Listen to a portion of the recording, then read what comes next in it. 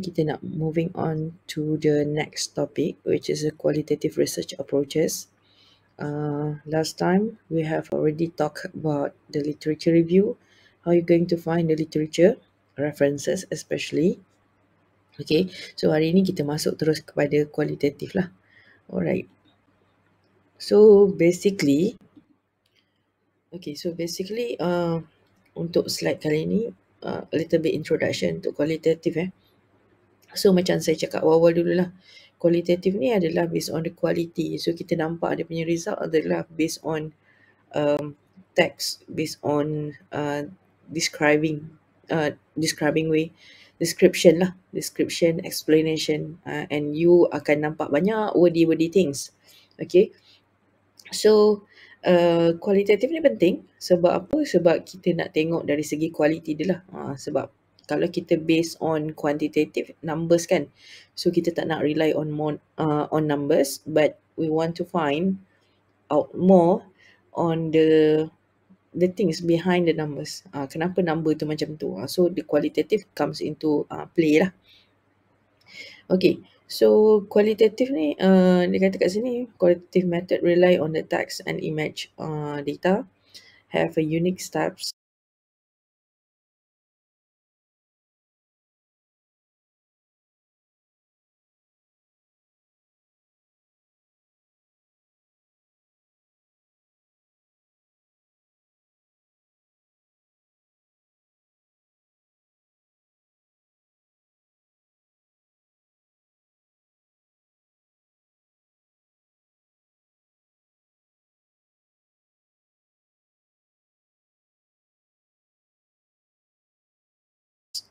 in data analysis and draw diverse design. Okay, so mungkin you kaji pasal text, mungkin you kaji pasal images, maybe you kaji pasal behavior. Tu yang berlaku lah dalam kualitatif. Okay, so bila you cerita pasal research method, so kualitatif ni adalah salah satu benda penting lah. Sebab apa? You akan cerita benda ni dekat dalam you punya research proposal satu, and then another things, you akan cerita juga research kualitatif ni probably dalam you punya projek pendidikan lah, which is BP1 dalam chapter 3.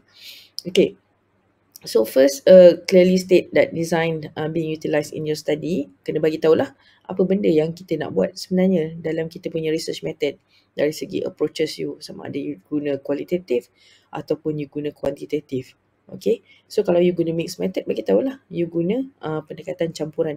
So dalam kualitatif ni dia ada banyak, apa orang kata, dia punya design the way you going to do on the qualitative part.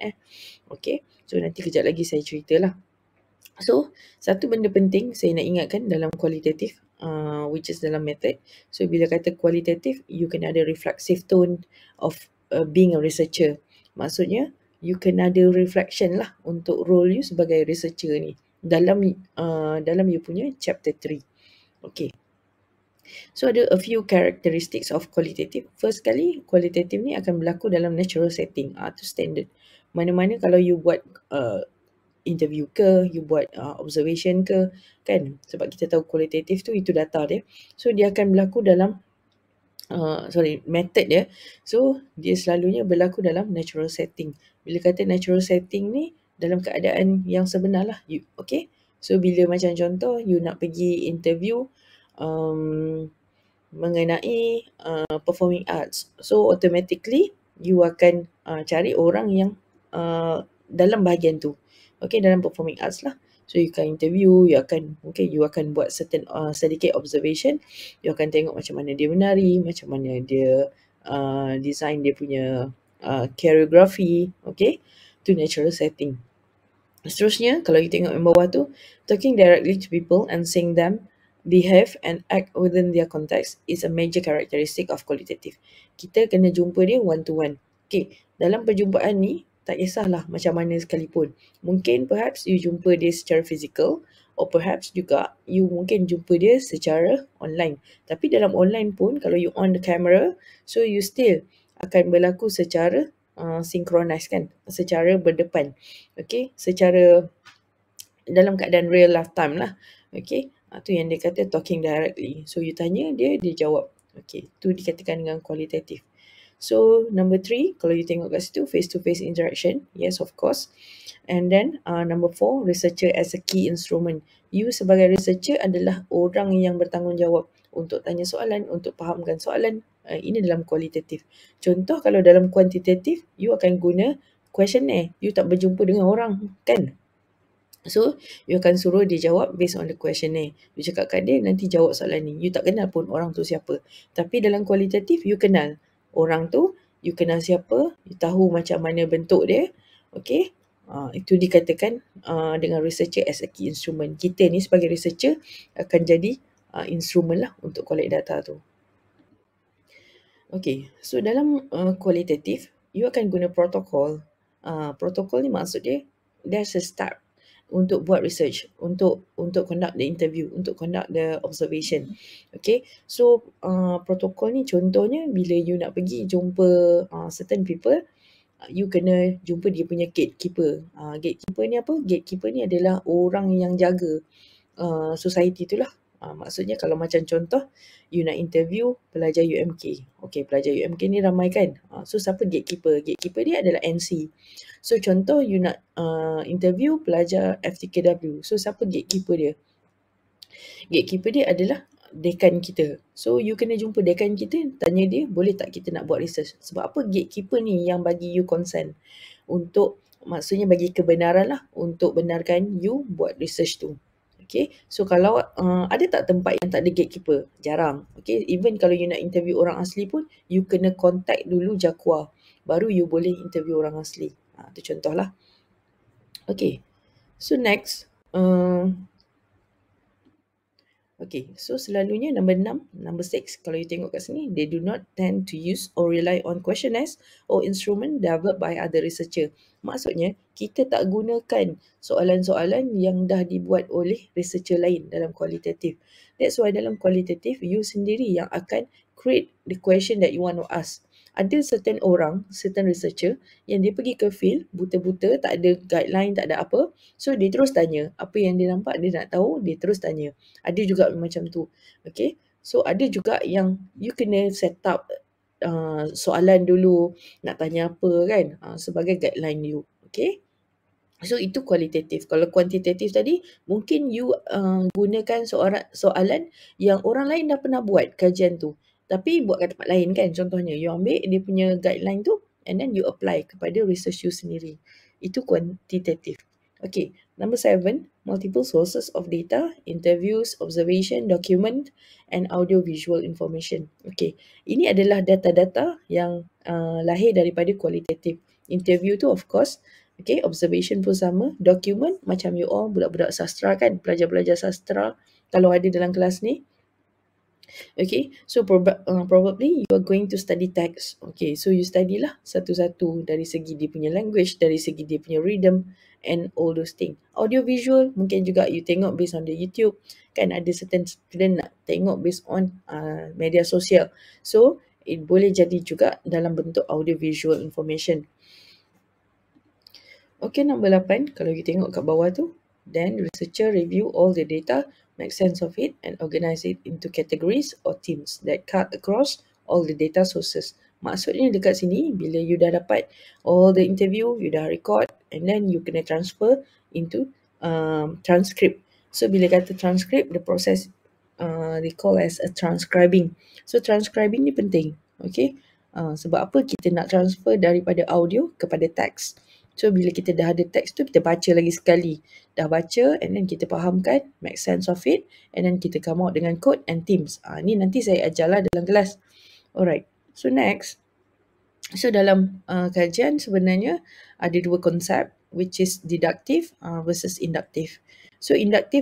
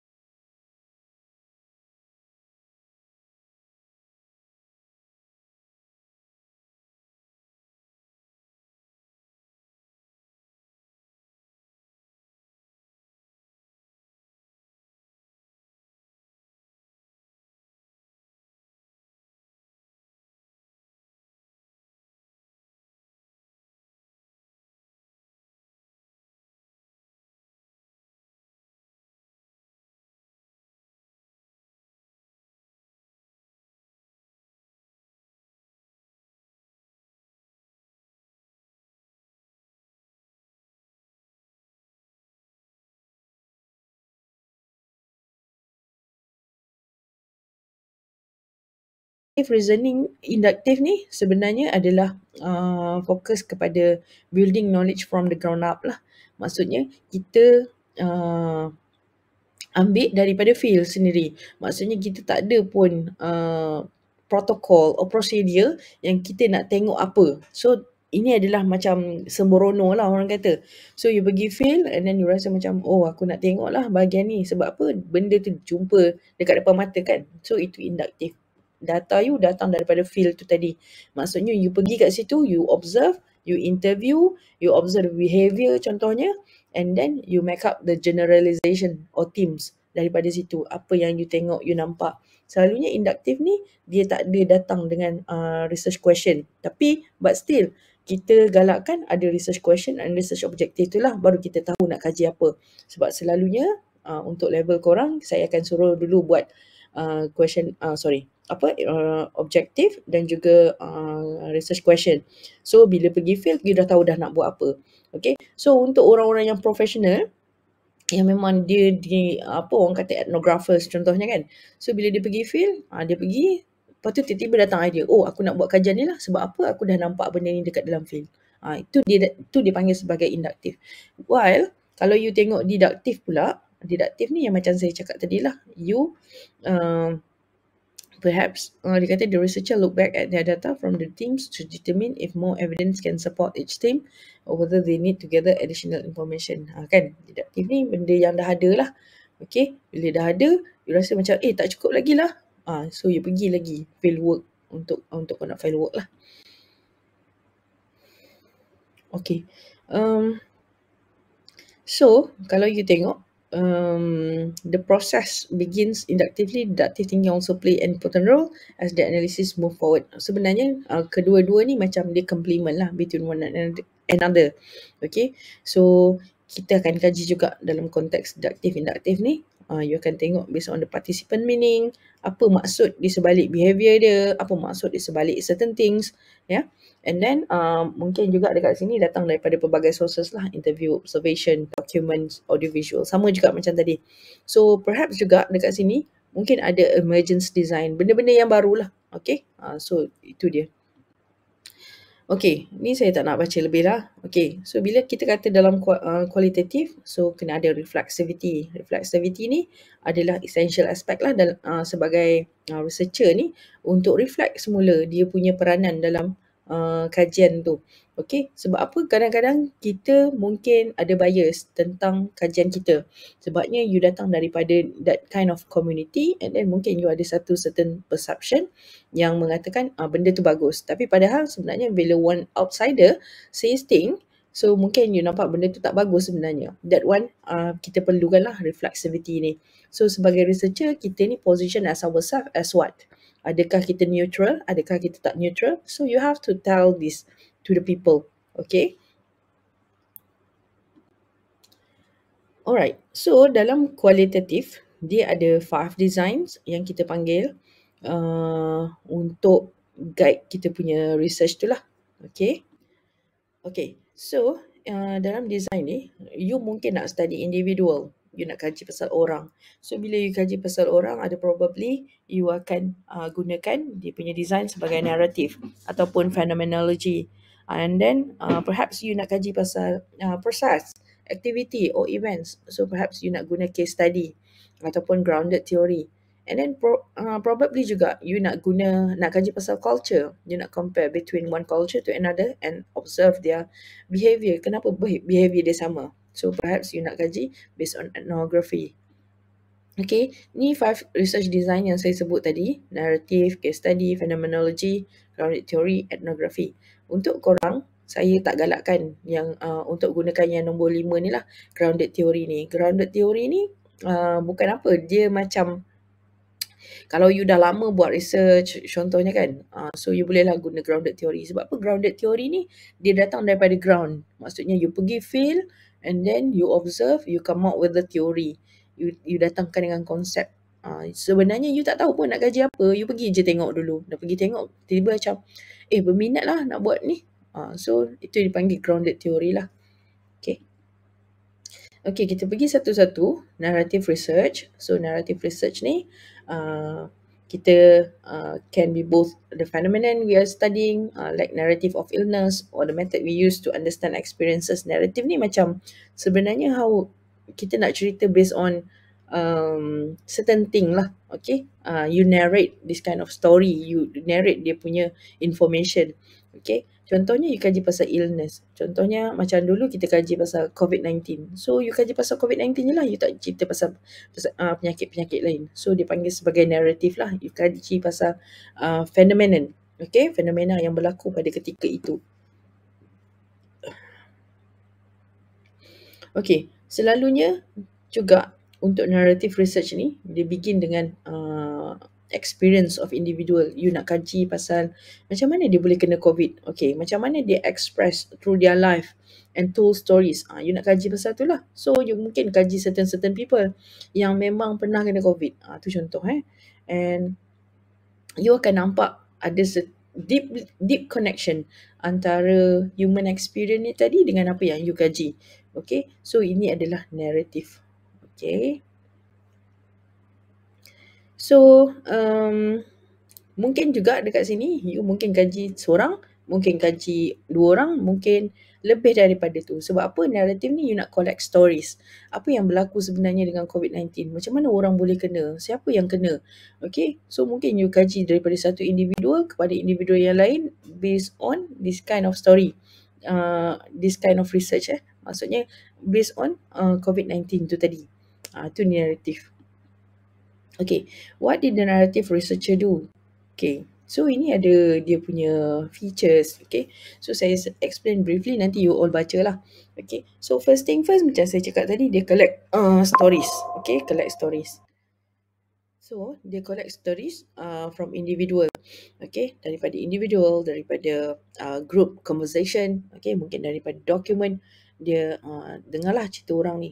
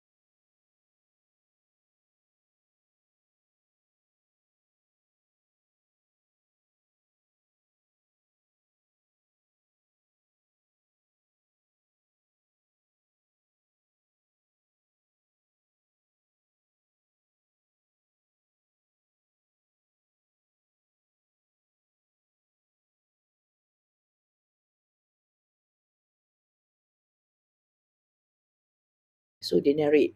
Okay, macam narrator kan. So, inilah dia. So dia cerita pasal lifestyle, dia cerita pasal individual experience, dia cerita pasal identity, yang apa yang berlaku. So kebanyakan itu adalah narrative. Okay. So data gathered in many different forms such as through interviews, that may be the primary form of the data collection. Mungkin juga daripada observation. So the main primary method adalah menggunakan interview. Mungkin juga dekat sini dia guna observation, documents, pictures and other things lah. Okay, sebab nak tahu mungkin hari ni macam mana, esok macam mana, lusa macam mana. Sebab dia nak narrate the story tu tadi. Okay, so bila you dah dapat analisis, you dah dapat data tu tadi, you dah record, and then macam saya cakap lah, bila sampai kualitatif ni, automatically you nak transfer all the audio data towards the transcript. So bila nak buat, nama dia adalah transcription. So you come up dekat situ dengan themes ataupun kategori. Macam mana you nak clusterkan all the information. Kita tak naklah baca data tu terabur kan. So kita nak make sure data tu dalam keadaan tersusun. That's why kita kena create themes. Okay, tema lah. So kalau nanti you tengok banyak benda yang sama dari segi analisis, yes. Sebab apa dalam kualitatif ni, dia punya analisis adalah overlap. Sama lebih kurang semua-semua tu. You start dengan theme, ada yang start dengan coding. Okay, so ini proses dia. Okay, narrative pun banyak dia punya jenis. Antaranya adalah biographical study, autoethnography, life history, oral history. So biographical study ni mungkin ada certain people dia kaji pasal contoh orang. So dia nak kaji dari segi biografi dia. Okay, contohnya you kaji pasal Mahathir Mohamad. So daripada dia zaman muda macam mana. Dan dia mengambil masa yang sangat panjang untuk study benda ni. Okay, so ada certain orang bila dia kaji biografi ni, mungkin juga dia kaji based on other people's view towards this kind of people. Contohnya macam mana orang-orang di sekeliling Mahathir perceive Mahathir ni. So that's why dia kaji, dia gunakanlah dari segi biographical study ni. So autoethnography meaning dan you pergi kaji, buat fieldwork sendiri, pergi duduk dengan orang tua apa semua, and then you come with the interpretation, your own interpretation. Itu autoethnography. Okay. Okay, autoethnography ni maksud dia, saya sambung sikit, dia punya interpretation dari segi kenapa life dia macam tu contohnya kan, kenapa COVID ni boleh datang, so dia interpret sendiri. Sedangkan sebenarnya kita kena ada triangulation tu maksud dia kita come out juga daripada data-data lepas. Okay, so autoethnography ni beza sikit lah. Macam contoh ada kawan saya dia study pasal design, so dia study pasal gelas lah, mark. So dia kaji pasal mark ni, dia kaji kenapa mark ni design dia pelik-pelik. Tu contoh lah. Okay, so adakah dia bagus kalau kita minum mark ni, sebab kita tahu kalau selalu mark MUG, mark ni dia punya bentuk round kan dekat mulut dia tu kan, untuk kita minum tu. So mungkin tiba-tiba ada mark yang bentuk dia petak. So dia buat autoethnography, dia kaji why. Okay, so dia bagi this kind of interpretation sendirilah. Okay, seterusnya life history kaji pasal lebih kurang macam biografi, tapi life history ni daripada sejarah lah, kehidupan dia macam mana certain people. Okay, oral history mungkin juga dari segi cerita-cerita zaman dulu turun kan secara oral. So dia kaji benda ni, mungkin dia buat recording, mungkin dia buat documentation sikit. Okay, moving on to phenomenology. So phenomenology sebenarnya dia kata describe the common meaning for several individuals of their life experience of a concept or a phenomenon. So mungkin dia kaji tentang certain fenomena yang berlaku lah. Contohnya dia ni kena dera. So mungkin juga dalam case tu ada orang lain juga yang kena dera yang sama macam dia. So bila kena dera, mungkin dia akan kaji based on dera tu tadi dari berbagai perspektif of individual. Several lah. So several tu mungkin 6, mungkin 7, mungkin 8 kan. Okay, tu yang dikatakan dengan phenomenology. So kalau you tengok contoh dekat sini, dia kata the human experience may be phenomenon such as insomnia. Orang tak boleh tidur. So dia kaji pasal orang yang tak boleh tidur. Siapa lagi tak boleh tidur? So dia kajilah kenapa tak boleh tidur. So apa dia buat untuk boleh tidur. So berapa hari dia tak boleh tidur, contohlah. Okay, and then being left out, kan orang yang kena palau macam tu. Kena pulau sebenarnya, orang kena pulau. And then anger, orang yang ada this kind of anger management ni, ada masalah anger ni. And then grief, sedih kan dalam keadaan yang sad, very sad. Okay, undergoing coronary artery bypass surgery, mungkin yang ada sikit jantung, so dia buat operation. So dia kajilah pasal fenomena ni. Okay, so the features, so you akan collect data lah from the person. Okay, you tanya dia punya experience, and then probably you nak describe all the experience kan, and then you akan tanya what, and then mungkin tanya how, macam mana dia dapat experience tu. Okay, so bila dah dapat apa semua tu, you akan come out, apa orang kata, form a single concept ataupun konsep daripada this kind of thing. So mungkin juga you nak tengok perbezaan daripada fenomena tu tadi. Kalau you interview orang A, macam mana dia punya perspektif, orang B macam mana dia punya perspektif. Okay, so selalunya macam biasalah data dia adalah daripada interview, perhaps observation, kan. Mungkin you kaji dari segi poems, observation documents, macam itulah. So selalunya size untuk yang kita interview dari segi phenomenology mungkin dari 3 ke 4 ataupun mungkin 10 sampai 15 sampailah data kita tu tepu, okay, ataupun mencapai kepada saturation level. Alright, seterusnya dari segi data analisis ni saya tak nak explain more because dia punya data analisis ni cara dia analyse data masih sama. Okay, you buat proses dia tadi daripada audio kepada transcription, and then daripada transcription you akan come out dengan themes tadi. Okay, itu dikatakan dengan data analisis ni lah. Okay, grounded theory, macam saya cakap, grounded theory ni tadi adalah you come out dengan new theory. Okay, teori daripada you punya field tadi lah. Mungkin you pergi field tu, you nampak ada konsep baru, ada teori baru. So that's why you come out dengan grounded theory. Okay, so dia kata a key idea is that this theory development does not come off the shelf, but rather is generated or grounded in data from participants who have experience in the process. So perhaps daripada konteks grounded theory ni tak ada lagi konsep ataupun teori tu daripada mana-mana buku. Okay, bila you pergi field, you nampak ada satu certain behavior things kan, so you come out dengan this kind of teori daripada behavior tu. You buatlah teori baru daripada apa yang you jumpa. Okay, so you generate a general explanation, the process, action daripada teori baru tu tadi lah. Contohnya macam saya pernah cerita kat you all bila saya pergi buat interview. So apa yang berlaku adalah Saya nampak soalan saya kepada saya punya informant adalah, how do you understand about heritage? Macam tu lah saya punya soalan. Macam mana you faham pasal heritage? Heritage ni apa? Macam tu. Very simple question. Okay. So most of my informants they don't understand what heritage is. So dia tak boleh nak explain, oh heritage tu macam warisan tu macam, dia kata macam, yelah warisan lah kot. Lepas tu dia kata warisan tu macam sejarah, dia kata. Warisan tu macam tradisi. Warisan tu macam apa lagi life, dia kata macam tu. So daripada respon informant saya tu, so saya pun buat satu konsep yang warisan ni ada pelbagai meaning. So antaranya adalah tradition, ada history, itu adalah warisan yang orang faham. Okay. Okay, so daripada grounded theory juga, you akan tengok the proses apa yang berlaku tu tadi kan. Contohnya kenapa orang observe ataupun give some definition untuk warisan tu tadi berbeza-beza. Kenapa dia jadi macam tu? So di situlah kita akan tengok proses tu berlaku. Kenapa jadi macam tu? So macam mana kita nak standardize contohnya, ataupun kita allow diverse opinion untuk konsep warisan. Itu contohlah teori tu tadi. So dalam konteks grounded theory, selalunya orang akan guna memoing. Memoing maksudnya bila you pergi field, you akan buka satu buku nota ataupun memo. So you akan cerita lah, okay, hari ni konsep warisan dia lain, hari ni konsep dia macam ni, esok lain. So data yang you dapat adalah satu dari interview, observation, dan juga you punya memo tu tadi. Okay, so dari segi data analysis pula, samalah macam saya cakap, data analysis dia, you akan tengok pattern, apa yang muncul dalam you punya data, you akan develop a code, and then you come out with the coding kan, and then you come out dengan teams, sama juga. Okay, so dekat sini juga, dia kata the intersection of the category becomes the theory. This theory can be presented as a diagram, as propositions or hypothesis, or as a discussion. So di situlah tadi kan, bila you dah come out dengan team, you dah come out dengan coding, you tengok certain pattern dalam you punya data tu tadi, you akan nampak satu proses. So bila satu proses ni you gabung-gabungkan semua proses ni, mungkin akan membentuk satu tema lah. Okay, so satu tema. Okay, next. So moving on, kita ada ethnographic research. Ethnographic research ni benda yang paling senang adalah bila you pergi field, you kena duduk dan you kena tengok the behavior of people. Okay, sebab apa you nak belajar pasal culture dia. So kebanyakan orang duduk ni, dia ada macam-macam pendapat lah. So ada orang kata dia duduk dekat situ, duduk dekat setting tu dalam 3 bulan, ada yang sampai 6 bulan, ada yang lebih daripada tu sebab nak kaji sesuatu. So dulu ada satu lecturer saya, dia kaji pasal herbs. So bila kaji pasal herbs ni, dia pergi tempat tu, dia stay. Okay, so dia stay, dia duduk, dia faham betul-betul kenapa jadi macam tu. Okay, tu dia ethnographic. Okay, untuk etnografi ni, dia ada macam-macam pendapat. So ada orang kata kena duduk lama kan tadi kan, macam saya cakap. Tapi ada juga certain time, kita pakai dia punya method je. Okay, maksud dia, ada certain thing yang kita pergi balik hari. Macam tu. Tapi kita akan datang kembali. So bila etnografi ni, you tak boleh interview orang yang you nak interview tu sekali je. So maksudnya you akan interview dia berulang kali. You akan jumpa dia. Sebab apa? You nak faham konsep yang ataupun research yang you kaji tu, kajian tu tadi betul-betul. Okay, tu yang dia kata is typically, kalau you tengok kat sini, nota saya ni, analysis is typically larger than the 20 or individuals. That's why. Sebab apa? Masa you pergi fieldwork tu lama. Sampai 20 sampai 3 bulan kan. Takkan you interview seorang kan. So mungkin you interview lebih daripada tu. Tapi ada certain cases, informant ni tadi, orang yang kita interview tadi boleh jadi key informant. Key informant ni orang yang key lah, primary informant. Okay, so apa-apa kita rujuk dia kan, macam tu kan. Contohnya orang yang kita rujuk tu adalah ketua kampung. So ketua kampung tahu semua benda kan. So you pun rujuk kat dia. Boleh jadi juga dia satu, boleh jadi juga lebih daripada tu. Tapi kalau you duduk lama, of course bila you tengok behavior, you akan tengok banyak orang yang you informant tu tadi ramai. Okay. So again, it's about culture, macam mana culture tu berlaku, proses dia kan. Okay, so mungkin you nak tengok benda tu lah. And then dekat situ juga you akan interpret, you akan fahamkan betul-betul kenapa jadi macam tu. Contoh dekat Kelantan ni ada nama, ada satu term panggil laih kan. Laih tu penat sangat kan. Okay, so mungkin orang tak faham, laih ni apa benda kan. So you kena duduk stay dekat orang tu. Betul, tiba you nampak ada satu setting, setting ni macam nampaklah keadaan tu macam ada makcik tu cakap laih benar hari ni. Contoh lah kan. Okay, so laih tu menunjukkan dia punya perbuatan dan laih tu menunjukkan dia punya meaning. That's why you kaji. Okay, so selain daripada tu, kalau you tengok dekat sini, kebanyakan researcher ni akan immerse lah dengan etnografi punya design ni. So maksudnya you akan daripada you bangun tidur sampai you tidur. Okay, so apa yang berlaku bila etnografi, you kaji juga pasal dia punya language kan, macam saya cakap tadi, laih tu tadi. So at least benda yang perlu adalah you kena faham bahasa dia. At least you can speak this kind of language, baru you boleh guna etnografi. Kalau setakat pergi sekali je and then lepas tu tak pergi dah, you dah move on dengan ada informant, so saya tak galakkan untuk menggunakan etnografi. So apa, bila etnografi dia ada cara penulisan dia. Okay, selain daripada tu, apa lagi ada kat sini? So mungkin you kaji pasal customary, social behavior, rituals, pasal performing arts, pasal mental activity, pasal dia punya expression languages, mental activity or whatever lah yang dalam society tu. Okay, sama juga bila analysis, you tengok all the patterns, you come out with the this kind of orang panggil thematic analysis, ataupun you come out dengan theme. Okay, you develop theme and then you interpret. Okay, so sama juga at the same time, you mungkin akan guna certain teori. So teori ni yang akan pandu you dalam etnografi ni. Okay, so kita semua guna teori sebenarnya, narrative pun guna teori juga. Okay, kecuali grounded theory dia come out dengan new teori. Okay, tapi dalam etnografi mungkin dia dah ada certain teori yang orang dah guna and then dia apply kepada research dia. Okay, moving on, kita guna case study. So case study ni kebanyakan belajar UMK ni, bila saya ajar method, saya galakkan dia orang guna je lah case study, tak payah pening-pening. Okay, so apa yang berlaku dengan case study, you akan apa ya, dia cakap kat sini. Okay, you akan explore real life contemporary bounded system, a case ataupun mungkin banyak case through detail in-depth data collection involving multiple sources of information. Contohnya you kaji certain things lah. You kaji pasal performing arts contohnya. So you nak kaji dekat kawasan tu, dekat MUA.